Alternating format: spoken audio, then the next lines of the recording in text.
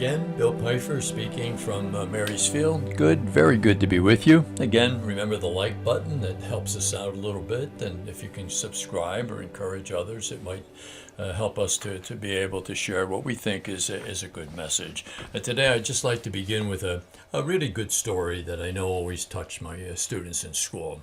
It's called Daddy, Can I Borrow $10?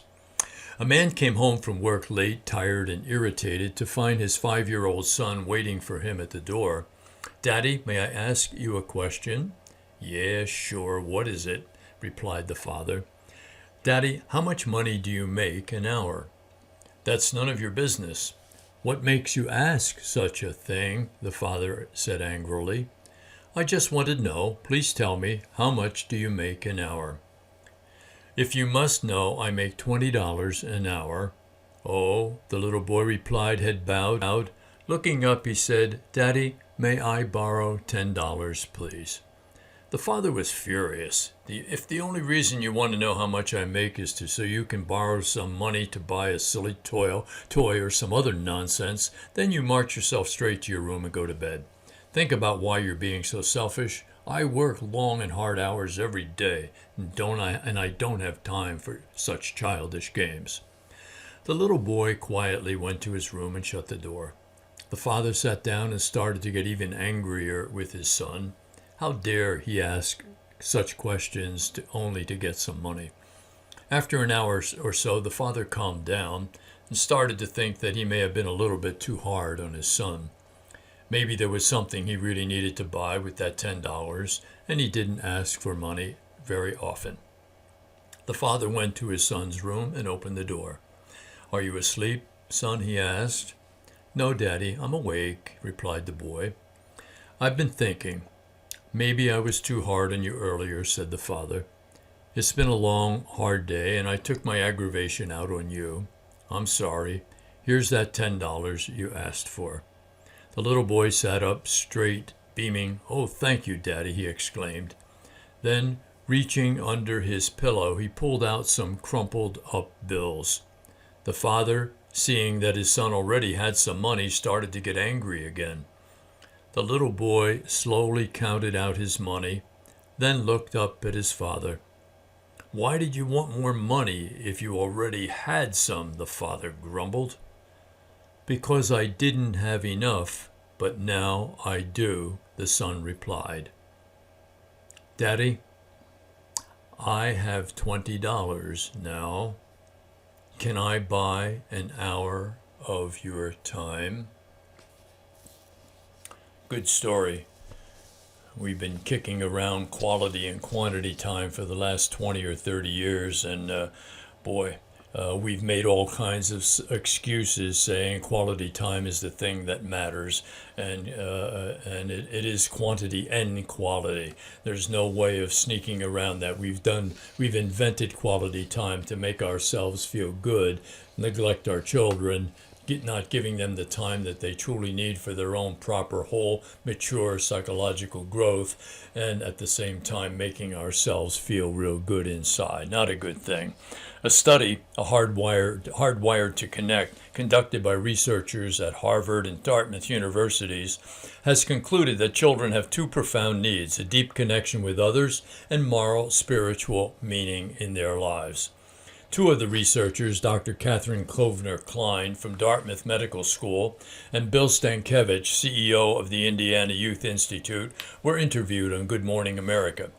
Noting that 1 in 5 children in America now has emotional problems, such as depression, anxiety, substance abuse, or hyperactivity, they were asked whether these conditions are related to the absence of spirituality and community.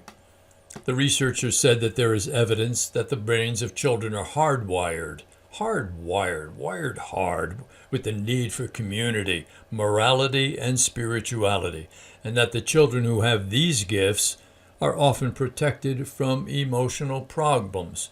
Can you imagine that? Wow, the Creator God made a kind of innate need in children for Himself, for community, for relationship, for a spirituality that allows God to come and be a part of their lives. What a smart God that is. And Not too smart would he be if he didn't, huh?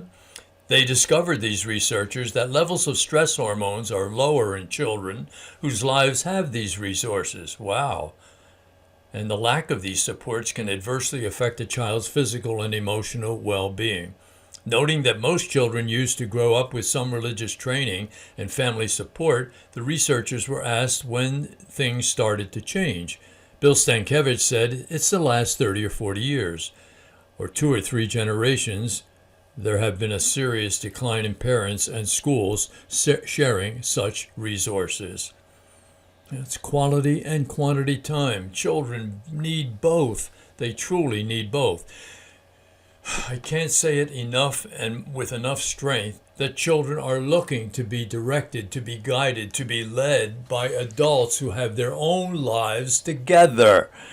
I used to do this in school by telling the stories and then listening to the children who were hungry for adults in their lives, who were spiritually mature, who believed in God, who weren't embarrassed to say, gee, I went to church on Sunday and the sermon was, nothing wrong with that, in a public school even. It was marvelous. The kids are dying for this kind of a direction from adult, mature, spiritual people, religious people. And the story goes on here. Asked what parents can do to help children meet these needs, Dr. Kovner-Klein said that in order to have quality time with one's children, there also needs to be quantity time. Whoa, big research.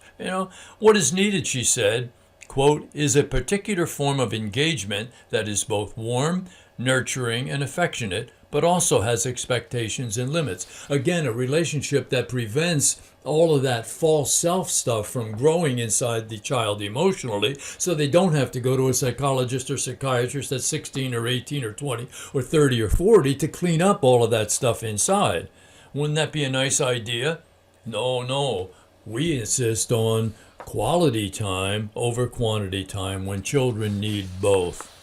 Mr. Stankiewicz added that since 90% of American teenagers say they believe in God, parents need to acknowledge their children's perception of a higher power guiding their lives. And I really want to get rid of that whole higher power thing. That also sounds like some kind of a piece of nomenclature that creates more people who are willing to say ultimately down the road, I'm not very religious, but I am very spiritual. I have a higher power. What does that mean? What is that all about? We have to start getting honest and firm with ourselves and then with the people involved in our lives, particularly the children in our families and the students that we teach. She says further here, Mr. Stankiewicz added that since 90% of American teenagers say they believe in God, parents need to acknowledge their children's perception of a higher power guiding their lives. Not to do this is parental malpractice. Parental malpractice. Boy, don't say that out too loud. Parental malpractice. If parents do not meet the needs for God and community, this natural impulse is diverted to other, far less satisfying and far more dangerous ends, and so our failing culture. Harry Potter, I remember talking with some children a few years back, they substituted all those tarot cards. They build their own religion. We're made for this. And the more that we acknowledge it, and the more our kids will grow up whole and happy. And this whole idea, let my child choose his or her religion later on when they grow up. Do you do that with their shots when they have to go to the dentist, when they need eyeglasses?